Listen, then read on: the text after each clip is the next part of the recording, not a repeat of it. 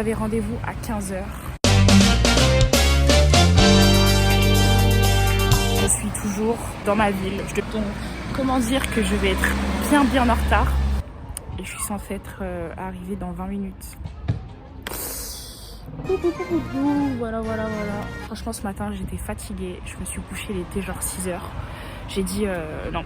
En fait, non. Déjà ce matin, je devais aller à mon activité, j'y suis pas allée. Mais avec une de mes collègues, elle pense que c'était 14h45. Moi, je suis quasiment sûre que c'était 15h45. Je suis quasiment sûre d'avoir raison. On verra. Mais si c'est 15h45, ça va. Mais si c'est pas 15h45...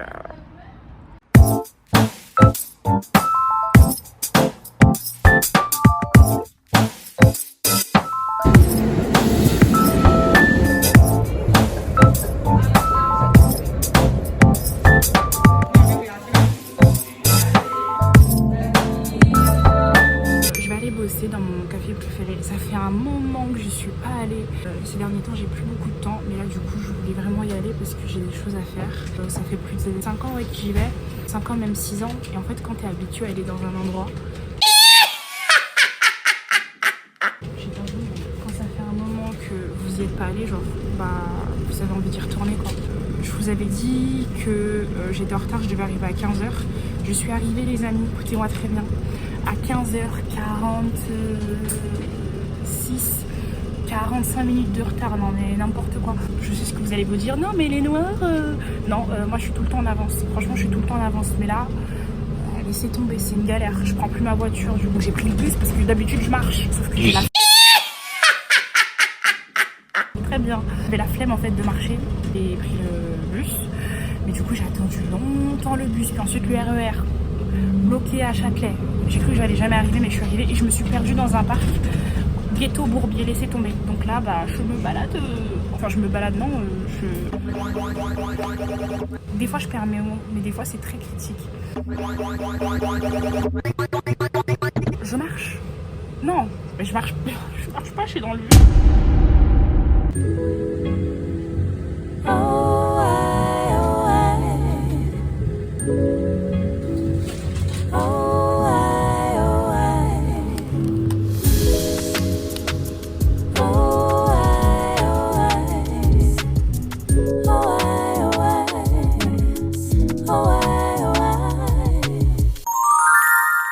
Bien évidemment, le cadre est complètement différent de ce que je vous avais dit. Je vous avais dit qu'on irait au café. Finalement, je n'y suis pas allée. J'avais faim, j'avais trop faim. Et je suis quand même très fatiguée ces derniers temps.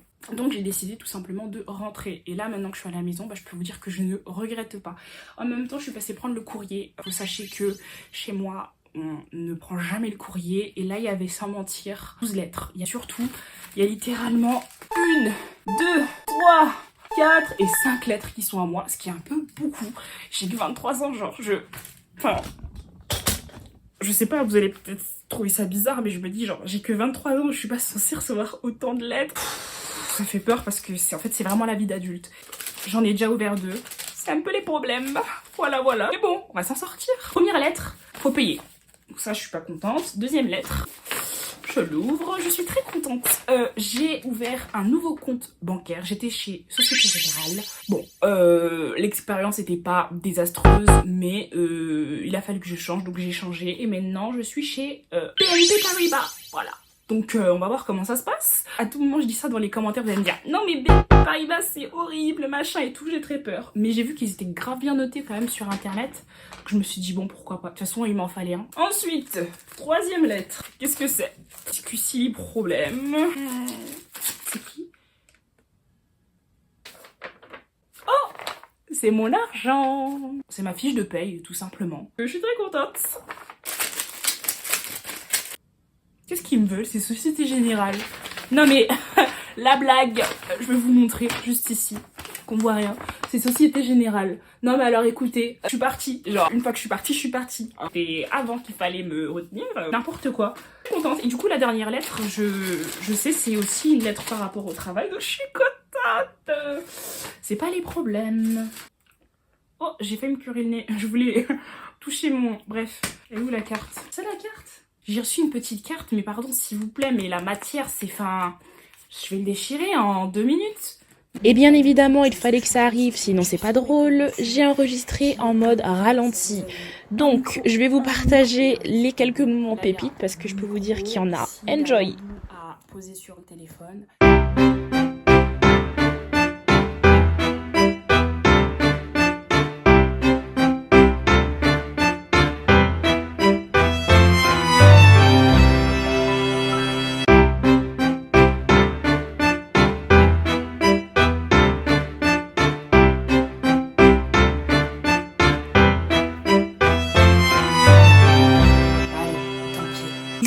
Un peu plus tard le soir, honnêtement, ce début de vlog est un peu n'importe nawak. C'est un peu flou, c'est un peu mélangé, mais en même temps, c'est vrai que ce mois-ci, je le savais, ça allait être un mois très calme, très chill. Du coup, en fait, j'ai pas grand chose à filmer, sauf qu'en fait, le truc, c'est que pour pouvoir évoluer sur YouTube, faut filmer et poster des vidéos YouTube. Donc, c'est ce que j'essaye de faire, j'essaye de reprendre la main sur de toute façon ma vie et tout ce qu'il y a de plus platonique. J'espère à l'avenir d'ici fin avril, même pas fin avril, d'ici une semaine et demie, d'ici le 10-11, avoir plus de choses à filmer. Je sais pas si vous vous souvenez, je vous avais fait une vidéo où je parlais de ma vie, où je disais qu'en fait j'avais 23 ans et que j'étais complètement perdue et que toutes les choses que je voulais faire n'avaient pas fonctionné.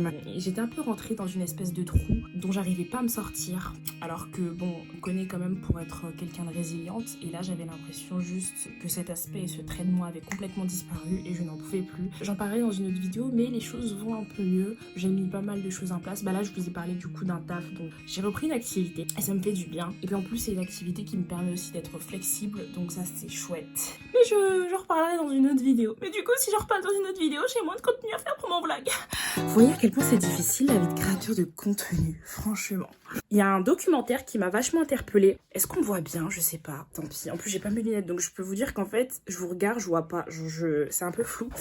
Ah bah elles sont là mes lunettes. Je les cherchais. Pile au moment où je m'assois, je les trouve. MDR. En même temps, je vois ce livre-là, Le pouvoir du moment présent. Je l'ai commencé, je l'ai jamais fini. J'y arrive pas. Voilà. I can't. Bref, alors. Voilà. Ah ouais, mais c'est sale. C'est sale. Je les ai trouvés, mais c'est sale. Donc c'est génial. Et j'espère que...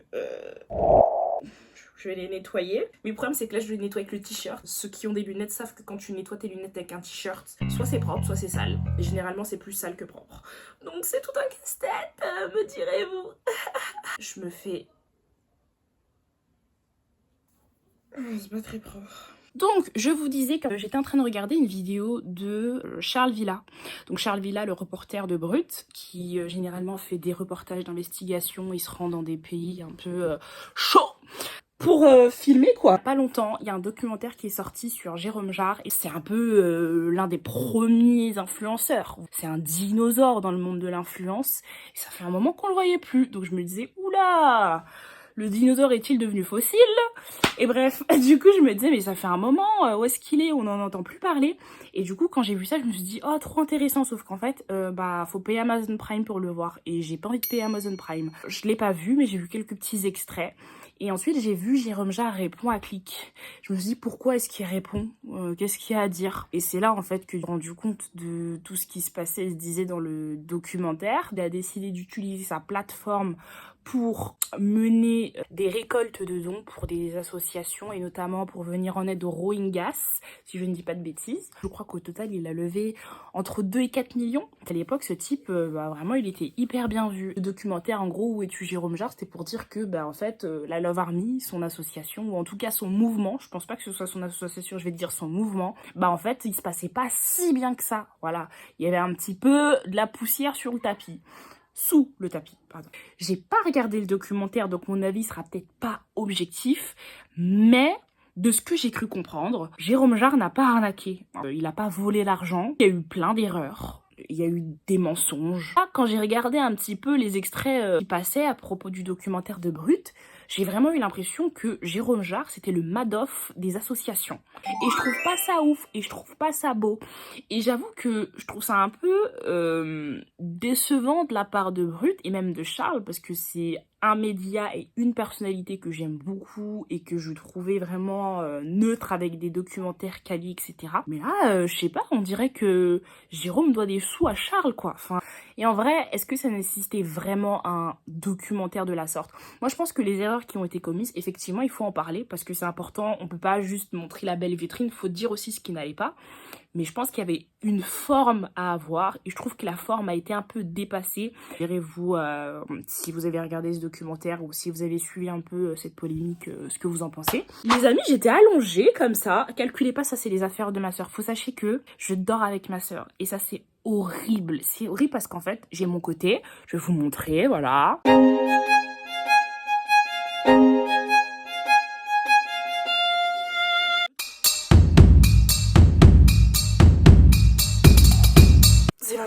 C'est pas facile. Moi j'ai 23 ans, ma soeur a 13 ans. On a 10 ans d'écart, donc c'est pas facile. Je vis avec une enfant. Et la dernière chose que je voulais dire, j'étais choquée parce que du coup, je voulais vous dire, j'étais allongée comme ça, je cherchais une vidéo et regarder. Et ces derniers temps, on est d'accord, j'ai l'impression que je le dis tout le temps, mais je vais le redire. Il y a absolument rien à regarder sur YouTube, genre c'est nul, genre c'est nul. Ça m'a fait regarder une émission dont j'entendais trop parler, que je voulais regarder, c'est Shark Tank.